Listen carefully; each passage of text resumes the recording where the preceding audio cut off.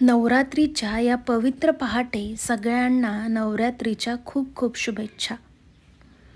आजचा दिवस देवी शैलपुत्रीचा, पर्वतराज हिमालयाची कन्या. आजचा रंग पांढरा, पवित्रता, शांती आणि नव्या आरंभाचं प्रतीक. आता शुभ्र पांढरा ड्रेस तर घातलाय, पण यावर चहा सांडला तर डाग कपड्यावर पडू द्या हो, मनावर नको. आयुष्यात चुकून डाग जरी पडले तरी मन शुद्ध ठेवलं की रंग कायम पांढराच राहतो.